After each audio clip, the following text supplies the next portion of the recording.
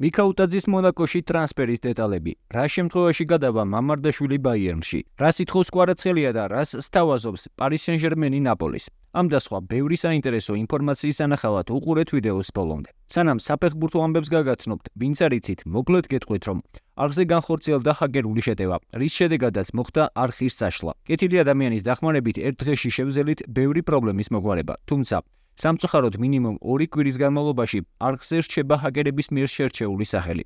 წუხარ თუ ამის გამო დისკომფორტი შეგექმნებათ და ჩემი ვიდეოები გამოგრჩებათ. ყველაფრის მიუხედავად, კვლავინდებურად შევეცდები, რომ ყველა მნიშვნელოვანი ინფორმაცია მოვიტანოთ თქვენამდე, რაც შეიძლება სწრაფად.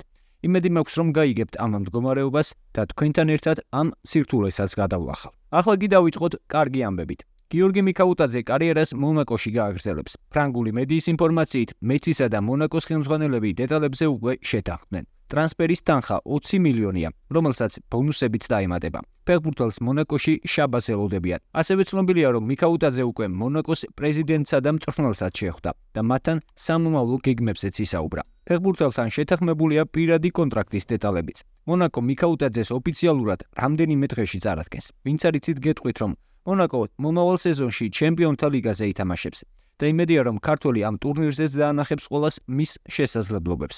აქვე კიდევ ერთი ძალიან კარგი ამბავი მიქაუტაძესთან დაკავშირებით. UEFA-ს გადაწყვეტილებით ევრო 2024-ზე ოქროს ბუთს თანაბარი გოლების შემთხვევაში ყველა ფეხბურთელი მიიღებს. ანუ, თუ 3 გოლზე მეც ვერავინ დააგროვებს, ოქროს ბუთით გიორგიც დაჯილდოვება. მოგახსენებათ, რომ ევრო 2024-ის დამთავრებამდე ერთი მთავარი შეხვედრა დარჩა, ფინალი, რომელიც 14 ივლისს ბერლინში გაიმართება და ტიტულისთვის ესპანეთისა და ინგლისის ნაკრებები იბრძოლებენ. შესაბამისად, იმედია, რომ ფინალში გოლის გატანას ვერც ესპანელი დანი ოლმო მოახერხებს და ვერც ინგლისელი ჰარი კეინი.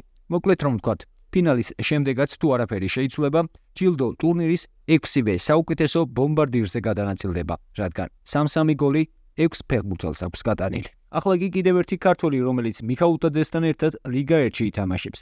ზურიკო დავითაშვილი უკვე ოფიციალურად სენტენდიენის ფეხბურთელია. ზურიკოს საქართველოს ჰიმნის თანხლები წარადგინეს. დავითაშვილის და მისი ახალი მწვრთნელის ოლივიე დალოლიოს საინტერესო კომენტარის მოსმენამდე არ დაგეზავროს ვიდეოს დალაიკება და არხის გამოწერა. მე ეს ახლა დამატებით мотивაციას მასწავლებს. Bonjour à tous, je suis Zuriko Davitaშვილი. სასიამოვნოა შემოვერთი ამ ისტორიულ კლუბს. ძალიან ბედნიერი ვარ, რომ აქ ვარ და მოუთმობთ ველი თუ როდის ვითამაშებ. ლიგა 1 რთული ჩემპიონატია და მე თავის გამოჩენას ვაპირებ. ზურიკო ტექნიკურ ელფერს მოგვიტანს, მაგრამ ასევე მის გამოცდილებასაც. განსაკუთრებით სანაკრებო დონეზე. მიუხედავად იმისა, რომ ის ჯერ ახალგაზრდა, ის არის ფეხბურთელი, რომელსაც კარგი პასების გაკეთება შეუძლია. ასევე კარგია დამაგვირგვინებელ ფაზაშიც. მას საკუთარი თავის წარმოჩენისა და წინწაწევის უნარი აქვს. ის ნამდვილად საინტერესო მოთამაშეა, რომელიც ბურთის შენარჩუნებაშიც დაგვეხმარება. ვინც არიცით, გეტყვით, რომ სენტენდიენი საფრანგეთში პარის სენ-ჟერმენის შემდეგ ყველაზე ტიტულოვანი კლუბია. მათ ლიგა 1 10 ჯერ მოიგეს. ასე რომ წარმატებები ზურიკოს ახალ კლუბში და იმედია, რომ მის სადებიუტო გოლსაც მალე ვიხილავთ. რაც შეეხება ევრო 2024-ის ყველაზე მეტი სეივის ავტორს, გიორგი მამარდაშვილს. ქართველი მეკარე ვალენსიის დატოვებასთან ახლოს არის.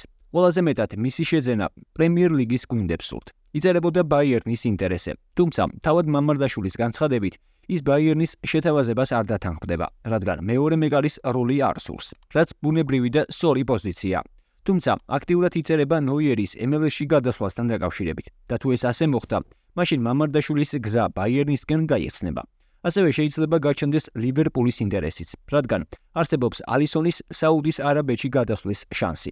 ამ შემთხვევაში კი ლივერპულის გულშემატკივრები ფიქრობენ, რომ კლუბმა ევროპის ჩემპიონატის გამორჩეული მეკარე უნდა დაიმატოს. საქმეში ასევე აქტიურად არის ჩართული ლონდონის ჩელსიც. ასე რომ მამარდაშვილის პრემიერ ლიგაში ხილვის შანსები ჯერ კიდევ არსებობს. თუმცა, ასევე აქტიურად იწერება მადრიდის ატლეტიკოს ინტერესიც. მოკლედ, ნებისმიერ შემთხვევაში, თქვენ რას ფიქრობთ? სად ისურვებდით ქართველი მეკარის ხილვას? დააფიქსირეთ თქვენი აზრი კომენტარებში. ახლა კი ნაპოლის და კვარაცხელიას დაუსრულებელი კონტრაქტის ისტორია. კვარაცხელიას მომავალი ნაპოლიში კვლავ ბუნდოვანია. მიუხედავად იმისა, რომ იტალიურ კლუბს და ანტონიო კონტეს მისი შენარჩუნება სურთ, ქართველი ფეხბურთელის მომავალთან დაკავშირებით სხვადასხვა ინფორმაციები ვრცელდება და ჯერჯერობით უცნობია, სად გააგრძელებს ხვიჩა კარიერას.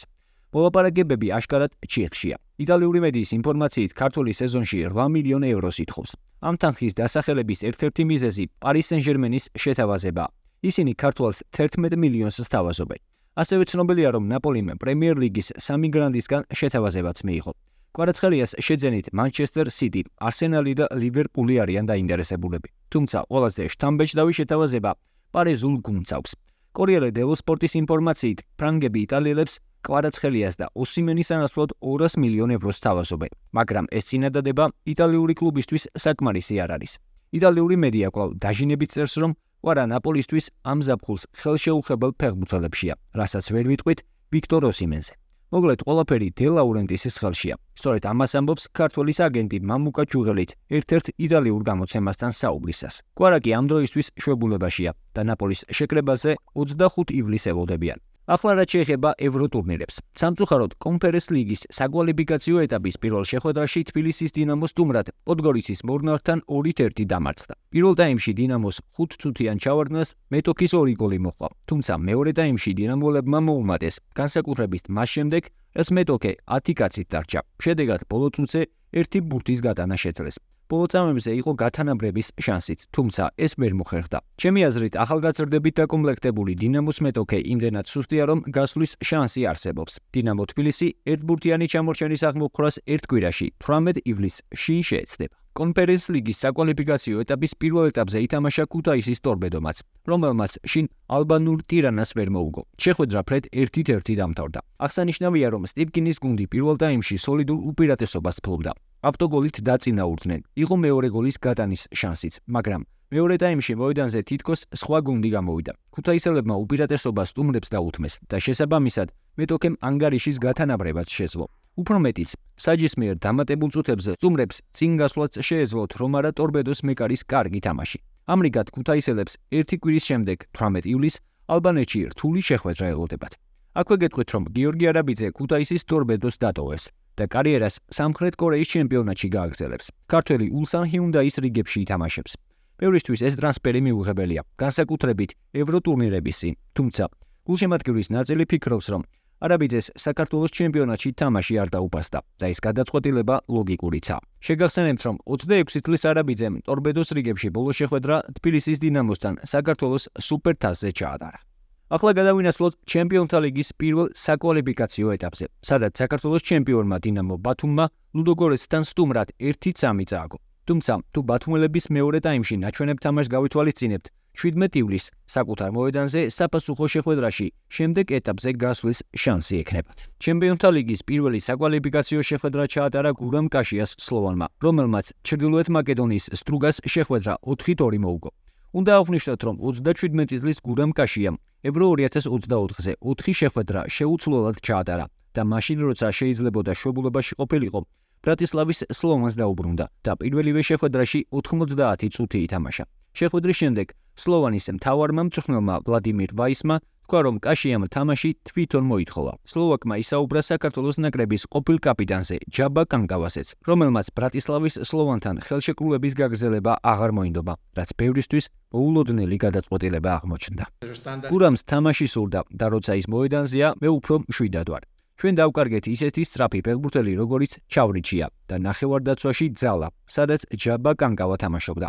ამიტომ ახლა ზოგჯერ უფრო ჭკვიანურად უნდა ვითამაშოთ. ჯაბამ გადაწყვეტილება თავად გარკვეული მიზეზების გამო მიიღო. სამწუხაროდ ჩვენ ისღა დაგვრჩენოდა პატივი გვეცა მისთვის. მისი წასვლა დასანანია, მაგრამ ასეთია ცხოვრება. ძალიან მწუხარ, რომ ჯაბა წავიდა. მე ის საკუთარი შვილივით მიყვარს. მასთან ერთად ჩემი კარიერის 8 წელიწადი გავატარე. 8 წლის განმავლობაში ის ჩემთვის იბრძოდა საქართველოს ნაკრებსა და სლოვანში.